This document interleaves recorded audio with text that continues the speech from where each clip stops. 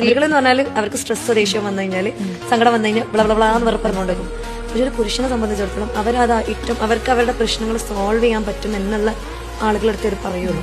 അതായത് ഇപ്പം നമ്മളിട്ട് പറയുന്നുണ്ടെന്നുണ്ടെങ്കിൽ നമുക്ക് അതിനൊരു സൊല്യൂഷൻ കൊടുക്കാൻ പറ്റുന്ന ഒരു രീതിയിലേക്ക് നമ്മൾ മെച്ചോർ ആവണം. നമ്മളെ ഹസ്ബൻഡ്സ് ആണെങ്കിലും അങ്ങനെ തന്നെയാണ്. ഏതൊരു പുരുഷനാണെങ്കിലും അവർക്കൊരു സൊല്യൂഷൻ കിട്ടും, അല്ലെങ്കിൽ അവർക്കൊരു സാന്ത്വനം കിട്ടും. ഇപ്പോൾ നമ്മളെ അടുത്ത് ഇപ്പോൾ ഒരു എന്തെങ്കിലും ഒരു ഇൻവെസ്റ്റ്മെന്റ് നടത്തി നമ്മൾ പറഞ്ഞിട്ടുണ്ടാവും വേണ്ട പണിയായിട്ടുണ്ടാവും. തിരിച്ചാള് വന്ന് പറഞ്ഞു നമ്മളുടെ അടുത്ത് എന്താണ് ചെയ്തത് അബദ്ധമായി പോയി, മോശമായി പോയി, ആകെ പോയി, പൈസക്ക് പോയി.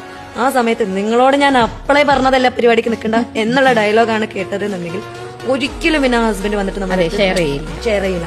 അപ്പൊ എന്താണെന്ന് വെച്ചാൽ ഏതൊരു സാഹചര്യത്തിലും ഇപ്പൊ ഒരു വൈഫിനാണെങ്കിലും ഒരു ഹസ്ബൻഡിനാണെങ്കിലും അവരുടെ സിറ്റുവേഷൻ നോക്കി അതിന് ഇപ്പം നമ്മൾ ഒരു വൈഫ് ഭയങ്കര ഹാപ്പി ആയിട്ടുള്ള ഒരു സിറ്റുവേഷൻ ആണ്, ഹസ്ബൻഡ് ഭയങ്കര ഡള്ളായിട്ടാണെന്നുണ്ടെങ്കിൽ അവരുടെ ആ ഒരു സിറ്റുവേഷനിലേക്ക് ഇറങ്ങി കാര്യങ്ങൾ അന്വേഷിക്കുക എന്ന് പറഞ്ഞാൽ പിന്നാലെ നടന്ന് ചൊറിഞ്ഞു നടക്കുക എന്നുള്ളതല്ല.